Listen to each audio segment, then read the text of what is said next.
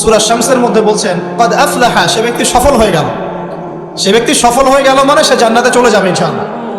কে? মান যাক্কাহা, যে ব্যক্তি তার নফসটাকে, তার এই যে কলব, এটাকে পরিশুদ্ধ করতে পেরেছে, সে ব্যক্তি সফল হয়ে গেল। ওয়া ক্বাদ খাবা মান দাসসাহা, আর যে ব্যক্তি তার নফসটাকে পরিশুদ্ধ করতে পারলো না, সে ব্যক্তি ধ্বংস হয়ে গেল। নফস কিভাবে পরিশুদ্ধ হবে, এটা আমাদের আজকের আলোচনার টপিক। তার আগে আমরা বলি, 5 ওয়াক্ত নামাজ ছাড়া নফস কখনো পরিশুদ্ধ হবে না। তো আজকে আমরা অনেক যদি আলোচনা করি, বাসায় কিছু নিয়ে যেতে না পারি, তাহলে আলোচনার কোনো লাভ নাই, কোনো ফায়দা নাই।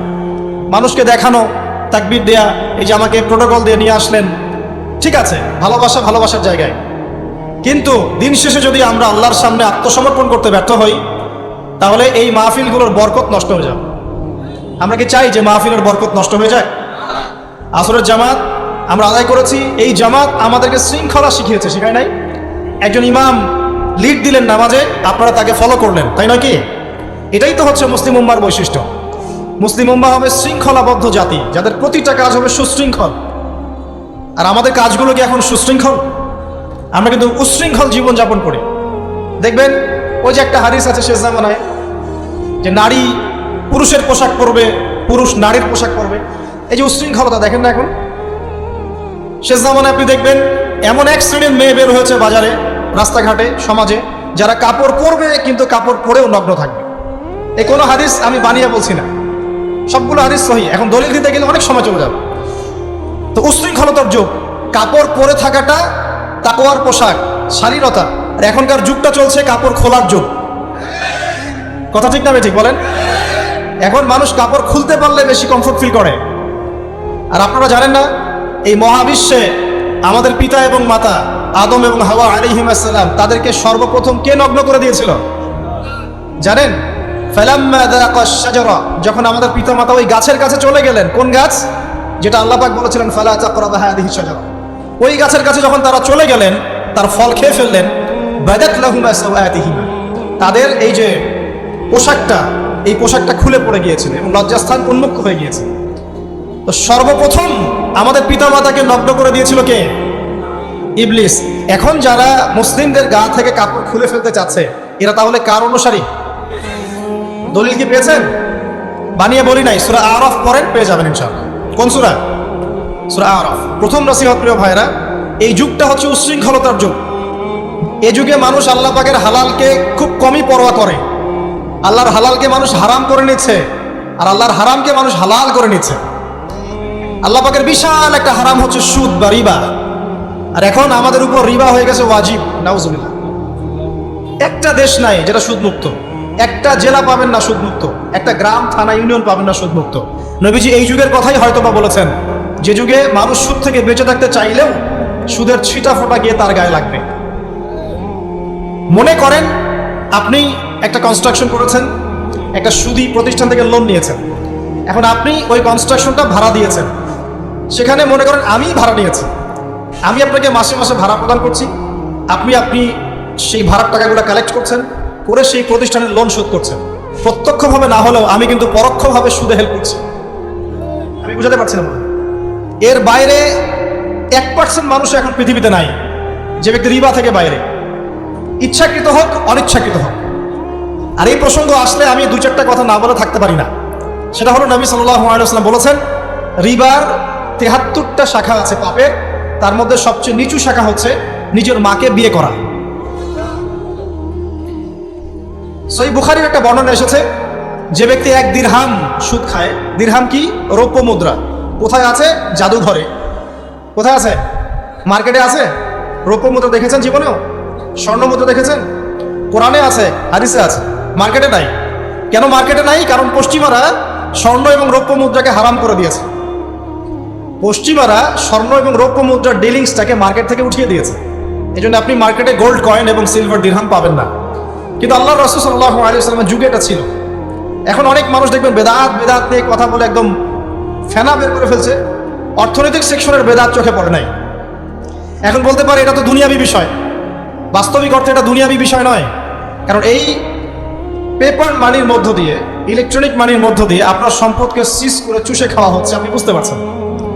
এখন প্রতারণা করা কি জায়েজ না জায়েজ? শুআয়ব আলাইহিস সালামের নাম শুনেছেন? একটা কম ছিল মাদিয়ানে, শুআয়ব আলাইহিস সালামের কম। এই কম সম্পর্কে আল্লাহ পাক যখনই কথা বলেছেন তখনই তাদের একটা দোষ উল্লেখ করেছেন। সেটা কি? সেটা হচ্ছে যে তোমরা অন্যায়ভাবে মানুষের সম্পদ আত্মসাৎ করো না। তোমরা অন্যায়ভাবে মানুষের সম্পদ আত্মসাৎ করো না। এই কাজটা করতো শুআয়ব আলাইহিস সালামের কম, এবং তারা মাপে কম দিত, জনগণের অর্থ সম্পদ লুটে পুটে খেত। আল্লাহ রাব্বুল আলামিন তাদেরকে ভূমিকম্প দিয়ে ধ্বংস করে দিয়েছে। এখন এই পুরো মনিটরি সিস্টেম যেটা চলছে, এর মধ্য দিয়ে গরিব যে দেশগুলো আছে, স্বল্প উন্নত দেশ বা মধ্যম পর্যায়ের দেশ বা আরো নিম্ন পর্যায়ের অর্থনৈতিক সেকশনে, তাদের রক্তগুলো চুষে চুষে খেয়ে একটা সভ্যতা আজকে বিশাল বিশাল অট্টালিকা নির্মাণ করেছে। এই যে অন্যের রক্ত চুষে নিজে বড়লোক হওয়া, এটা কি হালাল না হারাম? এই কারণেই এই মনিটরি সিস্টেমের মধ্যে হারাম আছে। এই যুগটা সেই যুগ যেখানে মানুষ আল্লাহর হারামকে হালাল করে নিয়েছে আর হালালকে হারাম করে নিয়েছে। রিবা একটা টাটকা হারাম, আমরা এটাকে হালাল করে ফেলেছি। এখন এই হাদিসগুলো শুনলে আমাদের গায়ের মধ্যে দাগও কাটে না, অন্তরটা কেঁপে ওঠে না, আমাদের কলবে কোনো নড়া দেয় না। নবী সাল্লাল্লাহু আলাইহি ওয়াসাল্লাম বলছেন, এক দিরহাম যে ব্যক্তি সুদ খেয়েছে সে যেন 36 বার জিনা করেছে। কতবার? আমি হাদিসটা বানিয়ে বললাম কি বললাম না, আপনারা আলেমদেরকে জিজ্ঞাসা করুন, বাসায় গিয়ে অবশ্যই জিজ্ঞাসা করবেন। যদি দেখেন হাদিস ঠিক আছে, সহি, তাহলে আল্লাহর ওয়াস্তে এখন যেমন তওবা করলেন আমি 5 ওয়াক্ত নামাজ ছাড়বো না, ঠিক আমার সাথে আবার তওবা করেন, সারা জীবন সুদ খাবো না ইনশাআল্লাহ। নবী সাল্লাল্লাহু আলাইহি ওয়াসাল্লাম 4 শ্রেণীর মানুষকে অভিশাপ করেছেন। এক শ্রেণী যে সুদ খায়, 2 নাম্বার যে দেয়, 3 নাম্বার যে সাক্ষী থাকে, 4 নাম্বার যে লিখে রাখে। এখন আপনি বলেন এই পুরো মনিটরি সিস্টেমের মধ্যে এই 4 শ্রেণীর মানুষ আছে না? কোনো না কোনোভাবে আমরা এর সাথে সম্পৃক্ত নই কি? সম্পৃক্ত। অতএব আল্লাহর এই বাণীকে যদি ভয় করেন, কোন বাণী? আল্লাহ পাক বলছেন, ইয়া আইয়ুহাল্লাযীনা আমানু হে মুমিনগণ ইত্তাকুল্লাহ, তোমরা আল্লাহকে ভয় করো। ওয়া যারু মা বাকিয়া মিনার রিবা ইন কুনতুম মুমিনিন, তোমরা সুদের অবশিষ্ট অংশগুলো ছেড়ে দাও যদি প্রকৃতপক্ষে তোমরা মুমিন হয়ে থাকো। ওয়া ইল্লাম তাফআলু, তোমরা যদি সুদ না ছাড়ো, আল্লাহর হুঁশিয়ারি শুনেন, যদি তোমরা সুদ না ছাড়ো, ফাযানু বিহারবিন মিনাল্লাহি ওয়া রাসূলিহি, তাহলে আল্লাহ এবং তার রাসূলের সাথে যুদ্ধের ঘোষণা শুনে রাখো। আল্লাহ এবং তার রাসূলের বিপক্ষে যুদ্ধ করে কেউ জান্নাতে যাবে? কেউ কবরের আযাব থেকে বাঁচতে পারবে? কেউ হাউজে কাউসারের পানি পাবে? আল্লাহ এবং তার রাসূলের সাথে যুদ্ধ করে কেউ টিকতে পারবে? আপনার কি তাই মনে হয়? যদি মনে হয় তাহলে দিব্যি সুদ খান, কোনো সমস্যা নেই। আর যদি মনে হয় যে আল্লাহ এবং তার রাসূলের সাথে যুদ্ধ করে আমি পার পাবো না, আল্লাহ এবং তার রাসূলের বিরুদ্ধাচরণ করে আমার কবর টিকবে না, কারণ আমি একটা কথা বারবার বলি আপনাদেরকে যে আল্লাহ ছাড়া আমাদের আপন বলতে কেউ আছে? একা এসেছেন পৃথিবীতে, একাই যেতে হবে। আপনার খ্যাতি, আপনার অর্থনৈতিক খ্যাতি, অর্থের প্রতিপত্তি, আপনার ক্ষমতার দাপট, আপনার ধর্মীয় দাপট, কোনো কিছুই, ফ্যান ফলোয়ার্স, কেউ আপনার সাথে কবরে যাব। মনে করেন আমি আসছি, আপনারা সবাই স্লোগান দিচ্ছেন, কথার কথা, আপনারা আমাকে ভালোবাসেন, বা একজন পলিটিশিয়ান আসছে, আপনারা সবাই স্লোগান দিচ্ছেন, ভালোবাসেন তাকে। দিন শেষে ওই পলিটিশিয়ান একাই কবরে যাবে, দিন শেষে আপনিও একাই কবরে যাবেন, আমিও একাই কবরে। আলটিমেটলি কি হলো? দুনিয়া এবং আখিরাতে আল্লাহ ছাড়া প্রকৃত বন্ধু আমাদের কেউ নাই, প্রকৃত মাওলা কেউ নাই। সেই আল্লাহ এবং তার রাসূলের বিরুদ্ধাচরণ করে কেউ তার সাথে যুদ্ধ করে কবরে পার পাবে, এমনটা ভাবা বোকামি নয় কি? আল্লাহ পাক আমাদেরকে বোঝার তৌফিক দান করুন। এটা সেই যুগ যে যুগে মানুষ আল্লাহর হারামগুলোকে হালাল করে নিচ্ছে। মাদকদ্রব্য হালাল না হারাম? এখন দেখবেন মেজরিটি সংখ্যক মানুষ মাদকদ্রব্যের সাথে সংশ্লিষ্ট হয়ে গেছে। স্পেশালি বর্ডার এলাকা যেগুলো আছে বাংলাদেশের, সেই বর্ডার এলাকাগুলোতে দিব্যি রমরমা ব্যবসা চলছে, মাদকের দিব্যি ব্যবসা চলছে। এবং যারা মাদক খাচ্ছে এরা মুসলিম, তারা হয়তো এই হাদিস জানে না, আল্লাহ পাক ওদের কানের মধ্যে আমার এই হাদিসটা পৌঁছে দেন। আমিন। নবী সাল্লাল্লাহু আলাইহি ওয়াসাল্লাম বলেছেন, আমি মেরাজের রাতে যখন গিয়েছি তখন এক শ্রেণীর মানুষকে দেখেছি, ওদেরকে শাস্তি দেওয়া হচ্ছে। কি শাস্তি? জাহান্নামীদের রক্ত এবং পুঁজ ওদেরকে খেতে দেওয়া হচ্ছে। জিবরাইল আলাইহিস সালামকে জিজ্ঞাসা করা হলো যে এরা কারা? তিনি বললেন, এরা আপনার উম্মতের সেই সব ব্যক্তি যারা মাদকদ্রব্য সেবন করত। আল্লাহ রাব্বুল আলামিন তার হাবিবের মাধ্যমে জানিয়েছেন, যখন কোনো মুসলিম মাদক সেবন করে বা কোনো ব্যক্তি মাদক সেবন করে তখন 40 দিন তার নামাজ কবুল হয় না। এরপর যদি সে তওবা করে তাহলে আল্লাহ পাক তার তওবা কবুল করবেন ইনশাআল্লাহ। যদি সে আবারও মাদক খায় তওবা করার পর, আবার 40 দিন তার নামাজ কবুল হবে না। যদি সে আবার তওবা করে আল্লাহ পাক আবার তাকে মাফ করে দিবেন। যদি সে আবারও মাদক খায়, আবার 40 দিন তার নামাজ কবুল হবে না। তারপর যদি আবার তওবা করে, আবার আল্লাহ তাকে মাফ করে দিবেন। এরপরেও যদি সে আবার মাদকদ্রব্য সেবন করে, নবী সাল্লাল্লাহু আলাইহি ওয়াসাল্লাম বলছেন তাকে আল্লাহ রাব্বুল আলামিন পরকালে মৃত্যুর পরে তিনাতুল খাবাল পান করাবেন। তিনাতুল খাবাল। জিজ্ঞাসা করা হলো, ইয়া রাসূলুল্লাহ, তিনাতুল খাবাল কি জিনিস? নবী সাল্লাল্লাহু আলাইহি ওয়াসাল্লাম উত্তর দিচ্ছেন, এটা হচ্ছে জাহান্নামীদের রক্ত, মাংস, এগুলো পুড়ে পচে যে রসটা বের হবে এটা হচ্ছে তিনাতুল খাবার। এই যে দুনিয়াতে যারা ওয়াইন খাচ্ছে, শ্যাম্পেইন, ওয়াইন, বিয়ার, তারপরে যে কি ভোদকা, হ্যাঁ, গাঁজা, হেরোইন, ফেন্সিডিল, ইয়াবা, একটা বিষয় শোনেন, কি কারণে আপনি সেখানে যাচ্ছেন? হতাশা, হতাশা, অথবা সঙ্গদোষ, অথবা পারিবারিক চাপ, অথবা যে গার্লফ্রেন্ড ছেড়ে চলে গেছে, এই তো বিষয়গুলো। কি কারণে মানুষ মাদকের কাছে যায়, কেন যায়, কারণটা কি? আমরা যখন ফিলোসফি পড়তাম তখন একটা তত্ত্ব পড়ানো হয়েছে আমাদের। তত্ত্বটার নাম হচ্ছে কার্যকারণ তত্ত্ব। মানে প্রত্যেকটা কাজের পিছনে একটা কারণ থাকে, ঠিক আছে? এই যে মুসলিমরা নামাজ পড়ে কেন? আল্লাহর জন্য। মুসলিমরা জাকাত দিবে কেন? আল্লাহকে সন্তুষ্ট করার জন্য। মুসলিমরা প্রতিটা কাজ কেন করে? পরকালের স্বার্থে। পরকালের স্বার্থ নাই, আমি নাই। যে কাজে পরকালের স্বার্থ নাই সে কাজে মুসলিমরা নাই। তাই প্রতিটা কাজের পিছনে একটা কারণ থাকে। দেখবেন কেন সে সুদ খাচ্ছে? তার পরিবারের স্বার্থে। কেন সে ঘুষ নিল? তার ছেলে মেয়ের উন্নয়নের জন্য। কেন সে দুর্নীতি করছে? বিকজ সম্পত্তি অর্জন করে সে তার ভবিষ্যৎ প্রজন্মকে সিকিউর করতে চায়। কেন সে মাদক খেলো? ওই যে গার্লফ্রেন্ড ছেড়ে চলে গেছে তাই। কেন মাদক খেলো? ওই যে এক বন্ধু মাদক খায়, সে ডাকছে, আয় একটা টান দে, সঙ্গদোষ। কেন সে মাদক খেলো? পরিবারের চাপ, হতাশা। কেন মাদক খাচ্ছে? চাকরি পায় না, বেকার, মাদক খাচ্ছে। মানে মেন্টাল চাপগুলো নিতে পারছে না, সে মাদক খাচ্ছে। সবচেয়ে বেশি মানসিক চাপ কাদের উপর আসে জানেন? 1 নম্বর নবীগণের উপরে, 2 নম্বর আল্লাহর সৎ বান্দাদের উপরে, তারপর যার ঈমান যত উঁচু তার উপর মানসিক চাপ তত বেশি আসে। এখন যদি মানসিক চাপের সলিউশন মাদকই হবে, তাহলে তো আমাদেরই মাদক খাওয়া দরকার ছিল, নাউজুবিল্লাহ। আর আমরা যে পরিমাণ মানসিক চাপ ফেস করি তা চিন্তাই করতে পারবো না। যে যত বড় দায়িত্বশীল, যারা পলিটিশিয়ান, ওদেরকে জিজ্ঞাসা করুন তারা কি পরিমাণ মানসিক চাপ নিয়ে ঘোরে। আপনার কাছে মনে হচ্ছে যে একটা ক্ষমতা পেয়েছেন, খুব মানে উনি অনেক বড় ক্ষমতাধর, উনি অনেক ভালো আছেন, উনি মোটেই ভালো নাই। ওনাকে জিজ্ঞাসা করেন, উনি মোটেই ভালো নাই। এই মানুষের যে পেরেশানি, যে চাপ, এগুলো নিতে নিতে তার স্ট্রোক হয়ে যাচ্ছে, হার্ট স্ট্রোক হচ্ছে, ডায়াবেটিস হচ্ছে, হাই ব্লাড প্রেশার, ইসিজি করো, দেখবেন। এ কারণে মানসিক চাপটা রিলিজ করতে হবে, তাই তো? এই মানসিক চাপ রিলিজ করতে গেলে মাদকই সলিউশন নয়। সলিউশনটা কি? এই যে আমার হাতে এখানে আছে একটা কোরআন। মানসিক চাপ থেকে আপনাকে মুক্তি দিবে আল কোরআনুল কারীম, আর কিচ্ছু না। আরেকটা বিষয় কোরআনের সাথে, সেটা হলো প্রথমে বলেছি 5 ওয়াক্ত নামাজ। আপনি ওযু করে সুন্দর করে 5 ওয়াক্ত নামাজ জামাতে পড়বেন, ডেইলি 1 ঘন্টা করে কোরআন তেলাওয়াত করবেন, সময় পেলে একটু হাদিস পড়বেন, 2-4 টাকা দান সদকা করবেন, ভালো কাজের সাথে থাকবেন, অন্যায় কাজে যাবেন না, ইসলামকে এগিয়ে নেওয়ার জন্য আমর বিল মারুফ নাহি আনিল মুনকারের কাজ করবেন। আপনার চেয়ে সুখী কোনো মানুষ পৃথিবীতে নাই। ওই সুখ যদি ওই যে বুশরা জানতে পারতো না, তাহলে আপনার কলিজার মধ্যে পারমাণবিক বোম মেরে দিত। কথা বুঝতে পারেন নাই? পশ্চিমারা যদি জানতে পারতো যে মুসলিমরা কত শান্তিতে থাকে এসব কাজ করার পরে, তাহলে আমাদের অন্তরের মধ্যে পারমাণবিক বোম মেরে ধ্বংস করে ফেলত। ওরা তো আমাদের সুখ দেখতে পারে না, পারে? প্রকৃতপক্ষে এরা বিশ্বের কোনো ধার্মিক মানুষের সুখই দেখতে পারে না। এরা শুধু মুসলিমদের শত্রু নয়, বরং ধর্মের শত্রু। যারাই ধর্মকে বুকে আগলে রেখে পালন করতে চায়, হোক সে সনাতন ধর্ম বা আমাদের হিন্দু ভাইরা বা খ্রিস্টানিজম বা বৌদ্ধিজম, হ্যাঁ, বা মুসলিম আমরা যারা আছি, যারা ধর্মতাত্ত্বিক চিন্তা করে এবং প্রত্যেকেই যদি যার যার ধর্ম ঠিকঠাক মতো পালন করে, সমাজে কিন্তু ফিতনা থাকার কথা নয়। কারণ প্রত্যেকটা ধর্মের মধ্যেই ভালো কাজের কথাই কিন্তু বলা হচ্ছে। তো যারা ধার্মিক, এদের বিরুদ্ধে তারা লেগে পড়ে এবং তারা চায় সারা বিশ্বের মধ্যে ফাসাদ সৃষ্টি করতে। কাদের খাসলত সারা বিশ্বে ফাসাদ সৃষ্টি করা? বলতে পারবেন? আপনাকে আমি দেখাচ্ছি, সূরা কাহাফ খুলে দেখেন। যুলকারনাইন একজন বাদশা, তিনি মাশরিক মাগরিব সব জয় করেছেন, মানে পূর্ব পশ্চিম পুরোটাই তার রাজত্ব।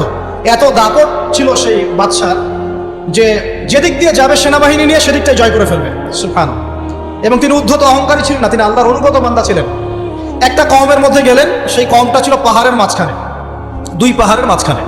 এখন ওই কওম তাকে বলছে, ইয়া যুলকারনাইন, হে যুলকারনাইন, ইন্না ইয়াজুজ ওয়া মাজুজ মুফসিদুনা ফিল আরদ। ভালো করে বোঝেন, হে যুলকারনাইন, নিশ্চয়ই ইয়াজুজ আর মাজুজ এই 2 শ্রেণীর মাখলুক, তারা পৃথিবীতে ফাসাদ সৃষ্টি করে বেড়াচ্ছে। কি করছে? সারা পৃথিবীতে ফাসাদ সৃষ্টি করে বেড়াচ্ছে। ফাহাল নাজআলু লাকা খরজান আলা আন তাজআলা বাইনানা ওয়া বাইনাহুম সাদ্দা।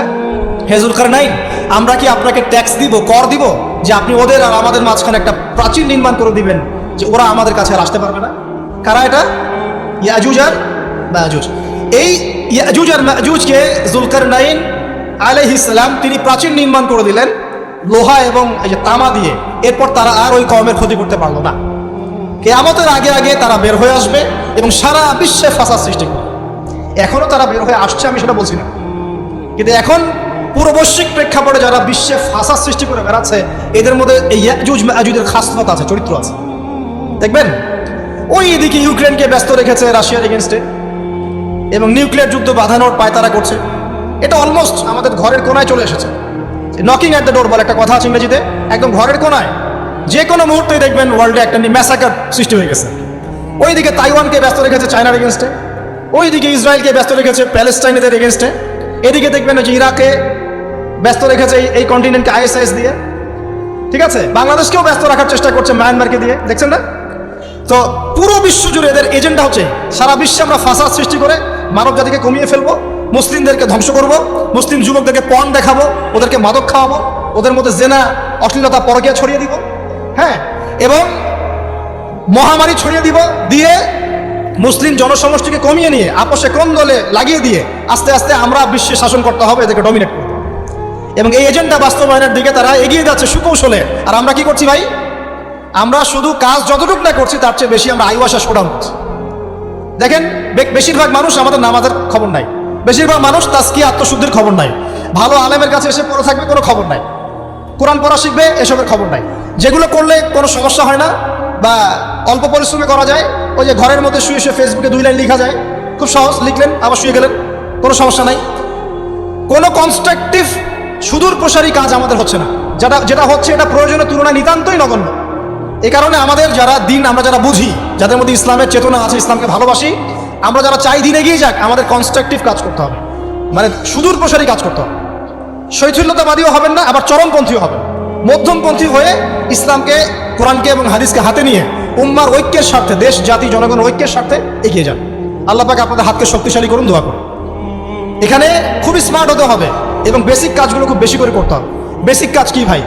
বেসিক কাজ হচ্ছে আপনার নামাজ, বেসিক কাজ আপনাকে কোরআন শিখতে হবে, বেসিক কাজ আপনাকে আরবি শিখতে হবে, বেসিক কাজ আপনি যেখানে পড়াশোনা করছেন এই পড়াশোনা করে ওই জ্ঞানটাকে দিয়ে ইসলামের খেদমতে আপনাকে কল্যাণে কাজ করতে হবে। বেসিক কাজ যেখানে আপনাকে আল্লাহ পাক দায়িত্ব দিবেন সেখান থেকেই আপনাকে দিনের খেদমত করতে হবে। ডক্টর হন, দিনের খেদমত করেন, ইঞ্জিনিয়ার হন, দিনের খেদমত করেন, পলিটিশিয়ান হন, কোনো আপত্তি নাই, আমরা আপনাকে ভোট দিব ইনশাআল্লাহ, আমরা আপনাকেই ভোট দিব ইনশাআল্লাহ। আপনি ওখানে গিয়ে দিনের খেদমত করেন, আল্লাহ পাক তৌফিক দান। কথা কি বুঝতে পারছেন? ইসলাম ক্ষমতা জোর করে আদায় করে নেওয়ার জন্য আসে না। আবু যার রাদিয়াল্লাহু আনহু কি বলছেন জানেন? আবু যার রাদিয়াল্লাহু আনহুকে নবী সাল্লাল্লাহু আলাইহি ওয়াসাল্লাম বলছেন, আবু যার তুমি দায়িত্ব চেয়ে নিও না, কারণ যদি তুমি দায়িত্ব চেয়ে নাও তখন আল্লাহর পক্ষ থেকে তোমাকে সাহায্য করা হবে না, আর যদি মানুষ তোমাকে দায়িত্ব দেয় আল্লাহ তোমাকে সাহায্য করবে। কত চমৎকার সিস্টেম ইসলাম। আর এখন আমরা কি করি? আমাকে দেন, ও ভালো না আমি ভালো, ওরা সব খারাপ আমি ভালো। বুঝতে পারছেন না কিয়ামতের মাঠে কি কঠিন হিসাবটা দিতে হবে। আল্লাহ পাক আপনাদেরকে বোঝার তৌফিক দান। এগুলো কল্যাণকর নয়, আপনার জন্য অকল্যাণ হতে পারে। তবে হ্যাঁ, যদি আপনার মধ্যে ঈমান থাকে, আপনার মধ্যে যোগ্যতা থাকে, অবশ্যই আপনি দায়িত্ব চেয়ে নেবেন এবং ইনশাআল্লাহ তখন আমরা আপনাকে দায়িত্ব দিব, আমরা আপনাকে ভোট দিব, আপনি জনগণের শাসন কার্য পরিচালনা করবেন, আল্লাহ আপনার হাতকে শক্তিশালী করবেন ইনশাআল্লাহ।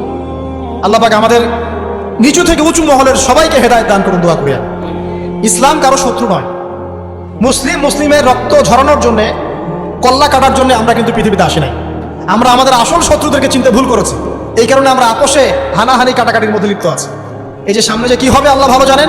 দেখবেন কত মানুষ যে মুসলিম মারামারি করে মারা যাবে, আল্লাহ ভালো। এগুলো কাম্য নয়, আল্লাহ পাক আমাদেরকে বোঝার তৌফিক দান করুন। দেখুন ভাই, এই যুগের কথা বলতে গিয়ে এখানে আসলাম। ওই যে জুলকারনাইন যে ইয়াজুজ মাজুজের কথা বললো, এখনকার বিশ্ব যারা পরিচালনা করে দেখবেন তাদের মধ্যে ওই ফাসাদ সৃষ্টি করাটাই খাসলতটা থেকেই গেছে। সারা বিশ্বে এরা ফাসাদ সৃষ্টি করছে। আমি কিন্তু বলিনি এরাই ইয়াজুজ মাজুজ, কথাকে আবার অন্যদিকে নিয়ে যায় না, আমি কিন্তু এই কথা বলি না। আমি বলছি তাদের মধ্যে এই চরিত্র দেখা যায়। এই যুগ সেই যুগ যখন আপনি মাদককে হালাল করে নিচ্ছেন, রিবাকে হালাল করে নিচ্ছেন, বেহায়াপনাকে হালাল করে নিচ্ছেন, কাপড় খোলাকে হালাল করে নিচ্ছেন। আপনি মুসলিম হয়েও দেখবেন শিরকে লিপ্ত আছেন, সুন্নতের লেবাস আছে কিন্তু আকীদার মধ্যে বিদআত থেকে গেছে। আপনি মুসলিম হয়ে হালাল হারাম রিজিকের পরোয়া করছেন না, দিনের বেসিক জিনিসগুলো শিখছেন না। আল্লাহ পাক এই যুগের ফিতনাগুলো থেকে আমাদের মুসলিমদেরকে হেফাজত করুন, আমিন। কিভাবে সাফল্য অর্জন করবেন আমি একটা পয়েন্ট আজকে উল্লেখ করে এই পয়েন্ট থেকে আলোচনা গুটিয়ে নিব ইনশাআল্লাহ। আমি জাস্ট একটা পয়েন্ট বলছি আপনাকে, সব কথা একদিনে বলা সম্ভব। আল্লাহ রাব্বুল আলামিন বলেন, কদ আফলাহা মান যাক্কাহা, সে ব্যক্তি সফল হয়ে গেছে যে ব্যক্তি তার আত্মাকে পরিশুদ্ধ করতে পেরেছে। ওয়া কদ খাবা মান দাসাহা, যে ব্যক্তি আত্মাকে পরিশুদ্ধ করতে পারে নাই সে ব্যক্তি ধ্বংস হয়ে। শুদ্ধ করবেন, তিনটা হাদিস আপনাকে আগে শোনাই। এক, আল্লাহ রাব্বুল আলামিনের হাবিব মুহাম্মদ সাল্লাল্লাহু আলাইহি ওয়াসাল্লাম দরুদ পড়েন, বলেন সাল্লাল্লাহু আলাইহি ওয়াসাল্লাম। তিনি বলছেন যে আল্লাহর এমন কিছু বান্দা আছে যারা জান্নাতে প্রবেশ করবে যাদের অন্তরটা হবে পাখির মতো নরম। কার মতো? পাখির মতো। একটা হাদিস শুনলেন। 2 নম্বর হাদিস, আল্লাহ রাসূল সাল্লাল্লাহু আলাইহি ওয়াসাল্লাম বলছেন, শহীদদের আত্মা যখন আল্লাহর কাছে পৌঁছায়, আল্লাহ রাব্বুল আলামিন সেই আত্মাগুলোকে সবুজ রঙের কিছু পাখির মধ্যে প্রদান করেন এবং সেই পাখিগুলো আরশের নিচে লণ্ঠন আছে এখানে বসে থাকে এবং তারা জান্নাতের যে কোনো জায়গায় যায়, ঘুরে খাবার খায়, আবার ফিরে আসে। আল্লাহ পাক তাদেরকে বলেন যে তোমরা কি চাও, তোমরা কি চাও? শহীদরা কিচ্ছু বলতে পারে না, কি চাইবো, আল্লাহ এত নিয়ামত দিয়েছেন, কি চাইবো? যখন আল্লাহ বারংবার প্রশ্ন করতে থাকেন, তোমরা কি আর কিছু চাও, তোমরা কি আর কিছু চাও, তোমরা কি আর কিছু চাও, তখন শহীদরা শেষে বুঝে যে আমাদের কিছু না কিছু তো বলতে হবে এখন। তখন তারা বলে, হে আল্লাহ, আমরা আরো একবার পৃথিবীতে যেতে চাই এবং তোমার পথে জীবন দিয়ে আবার ফিরে আসতে চাই। আল্লাহ পাক বলেন, এই সুযোগ তো আর নেই, অতএব তোমাদের আর কিছু চাওয়ার নেই, তোমরা এখানেই থাকো। আরেকটা হাদিস শোনেন, রাসূলুল্লাহ সাল্লাল্লাহু আলাইহি ওয়াসাল্লাম বলেছেন, এই হাদিসটা ওমর রাদিয়াল্লাহু আনহু থেকেও এসেছে, যে তোমরা যদি, হে মানব জাতি বা হে মুসলিমরা, তোমরা যদি আল্লাহর প্রতি তাওয়াক্কুল করার মতোই তাওয়াক্কুল করতে, ভরসা করার মতোই ভরসা করতে, আল্লাহ পাক তোমাদেরকে পাখিদেরকে যেমন করে রিজিক দেন, তোমাদেরকে ঠিক সেইভাবে রিজিক দিতেন। তোমরা কি লক্ষ্য করো না যে পাখিরা খালি পেটে বের হয়ে যায় বাসা থেকে সকালবেলা এবং সন্ধ্যাবেলা ভরা পেটে বাসায় ঢোকে? আপনাকে যে তিনটা হাদিস শোনালাম, এই তিনটা হাদিসে একটা শব্দ হচ্ছে কমন। শব্দটা কি বলেন? পাখি। পাখি কে? পাখি। আল্লাহ রাব্বুল আলামিন পাখিদের কাছ থেকে আমাদেরকে শিখতে বলছেন এবং বলছেন যে পাখিদের মনটা হয় খুব নরম, খুব সফট, এবং তারা আল্লাহর প্রতি তাওয়াক্কুল করে পূর্ণ মাত্রায়। তারা সকালবেলা ভোরবেলা বের হয়ে যায় এবং সন্ধ্যাবেলা বাসায় ফেরে, খালি পেটে বের হয়, ভরা পেটে বাসায় ফেরে। এবং আল্লাহ পাক সবচেয়ে সম্মানিত মৌত যেটা শহীদের মৌত, সেই শহীদদের আত্মাকে আল্লাহ পাক পাখির রূপ দিবেন। তাহলে পাখিটার বিষয়ে একটা ফোকাস করার দরকার আছে না? আচ্ছা, এখানে আসেন।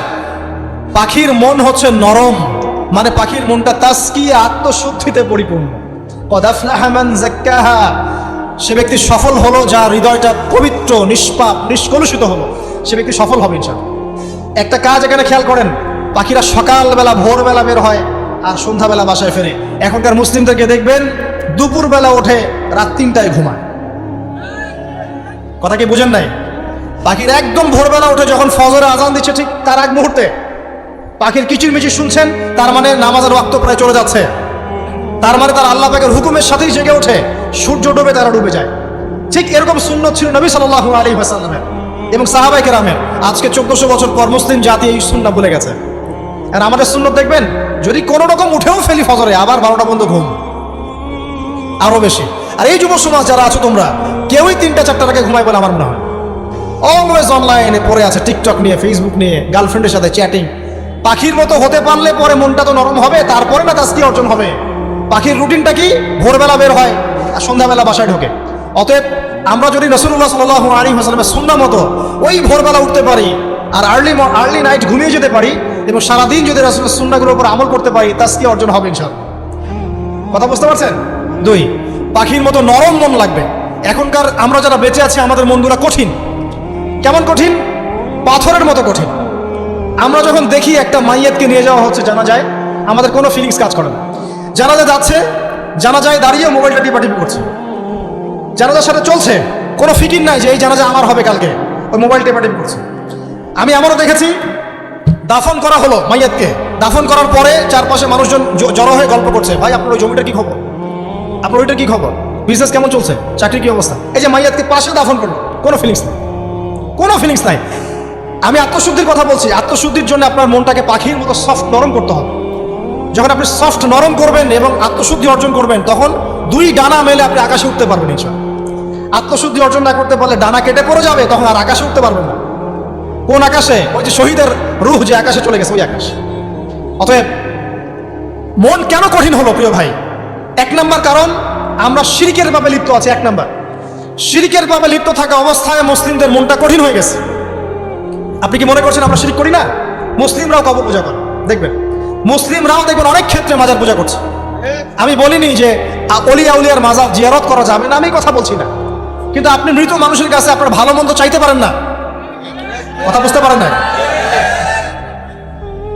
আমরা অবশ্যই অলিয়া উলিয়াদের কবর জিয়ারত করব। এটা আপনাকে মৃত্যুর কথা স্মরণ করাবে। তাদের একটা রব আছে, যেটাকে আমরা প্রভাব বলি, এটা আপনার মধ্যে আসবে। আমরা অবশ্যই জিয়ারত করব। জিয়ারত করতে বলেছেন নবী সাল্লাল্লাহু আলাইহি ওয়াসাল্লাম, কারণ এটা আপনাকে পরকালের কথা কি করবে? স্মরণ করাবে। ওমরা করতে যান, আল্লাহ পাক সবাইকে তৌফিক দান করুন ওমরা হজ করার এবং বড় হজ করার, আমি দোয়া করি। ওখানে সবচেয়ে সেরা যে দৃশ্যগুলো দেখা যায় তার মধ্যে একটা রাসূলুল্লাহ সাল্লাল্লাহু আলাইহি ওয়াসাল্লামের রওজা। ওখানে গেলে চোখের পানি ঝরে না এমন কোনো মুসলিম নাই, আছে? নাই।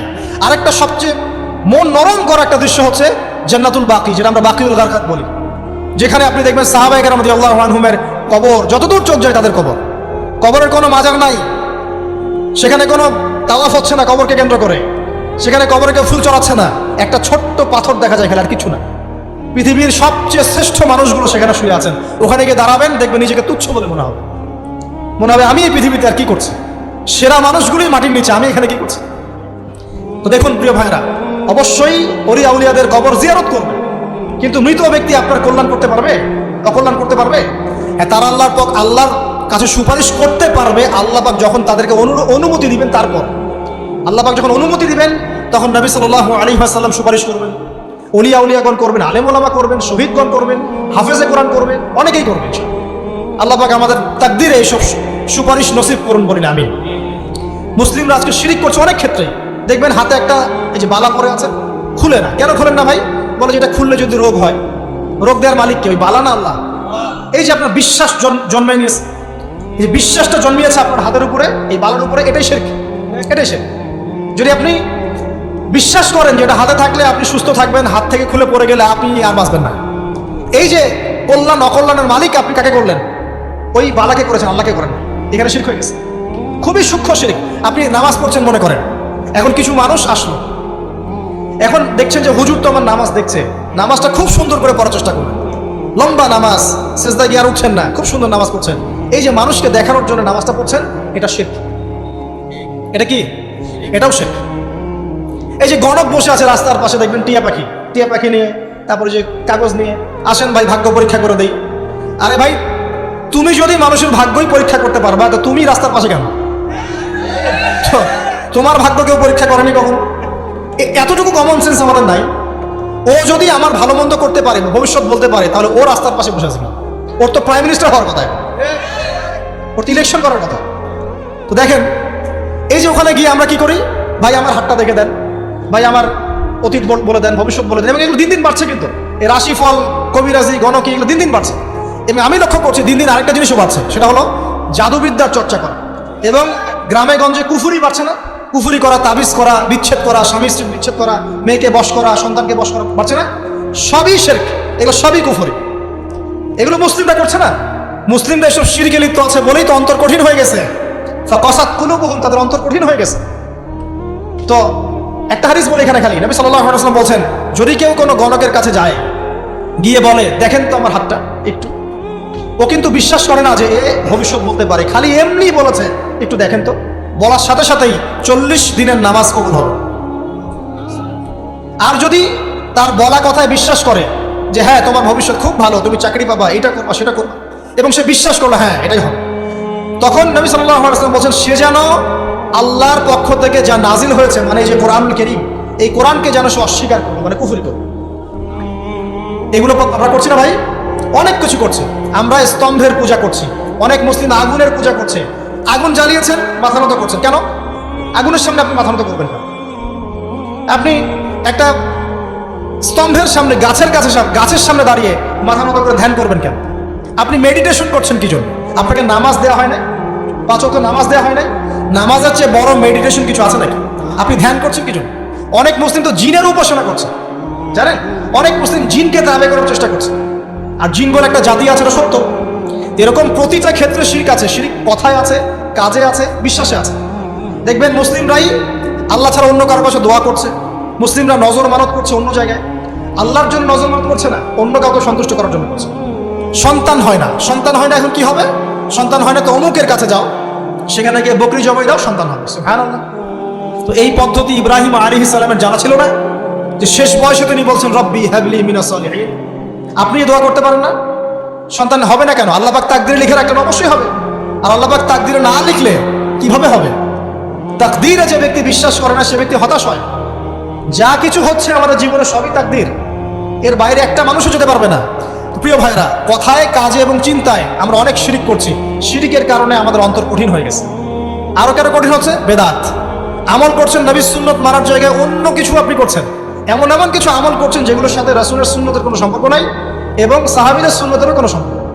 এই ক্ষেত্রে গিয়ে আপনি বেদাত করছেন, বেদাত করে অন্তর কঠিন হয়ে যাচ্ছে। অন্তর কঠিন হওয়ার একটা বড় কারণ হচ্ছে হারাম রিজিক। যখন আপনি হারাম রিজিকে যাচ্ছেন, সুদ, ঘুষ, আপনার দুর্নীতি, আপনার এই যে অন্যের সম্পদ আত্মসাৎ করা, হালাল হারামের পরোয়া না করা, এই রিজিক দিয়ে যখন আপনি আপনার দেহ, রক্ত, মাংস গঠিত হচ্ছে, আপনার কলপটা শক্ত হয়ে যাচ্ছে। আমি কি বুঝাতে পারছি না? হারাম রিজিক যখন আপনার শরীরে ঢুকছে, অন্তরটা শক্ত হয়ে যাচ্ছে। একটা হাদিস যথেষ্ট। আল্লাহ রাসূল বলেছেন, ইন্নাল্লাহা তাইয়্যিব লা ইকবালু ইল্লা তাইয়্যিব। আল্লাহ পাক পবিত্র সত্তা, তিনি পবিত্র ছাড়া কবুল করেন না।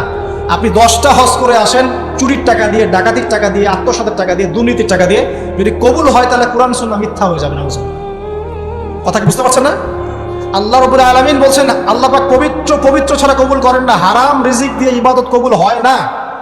আমরা ওই যে রংপুর অঞ্চলে একবার ওই যে হারাগাছ একটা অঞ্চল আছে না, সেখানে গিয়েছিলাম। সেখানে মাশাআল্লাহ আবার বিড়ির অনেক ফ্যাক্টরি আছে। কিসের? বিড়ি তো হালাল নাকি? তামাক তো হালাল নাকি? তো সেখানে বিড়ি ফ্যাক্টরি অনেক মালিক আছে এবং তারা মসজিদ কমিটির অনেক দায়িত্বপ্রাপ্ত আর কি। মুসলিমদের গায়রত্ব এখন নাই, মুসলিমরা এদেরকে আবার মসজিদ কমিটির সদস্য বানিয়েছে। তো এখন মসজিদ কমিটিতে এসে তার প্রভাবে ইমাম সাহেব টিকতে পারে না। দুজন বলে নামাজের পর হাত তুলে দোয়া করতে হবে, দুজন বলে করা যাবে না। ঠিক আছে, এই নিয়ে ক্যাচাল। এই ক্যাচাল হতে হতে দেখা গেল এক পর্যায়ে মারামারি পর্যন্ত হয়েছে। মসজিদ ভাগতো হয়েছে, মারামারিও হয়েছে। তো সেখানে আমাকে দাওয়াত করেছিল যে ওয়াজ করার জন্য, দোয়া করার কথা বলছে। তাই বললাম যে দোয়া করে লাভ কি? দোয়া করলেই বাকি, না করলেই বাকি, রিজিকটাই তো হারাম। আপনি তো তামাকের টাকা খাচ্ছেন, তামাক, আপনি মাদকের টাকা খাচ্ছেন, এটা হালাল না হারাম? তো হারাম টাকা দিয়ে হাত তুলে দোয়া করলেই কি, না করলেই কি? দোয়া তো উঠছে না উপরে। আগে হারাম রিজিক ছাড়েন, তারপর দোয়া করুন। তো রিজিক হারাম হওয়ার কারণে আমাদের কি হচ্ছে? অন্তরটা কি হচ্ছে ভাই?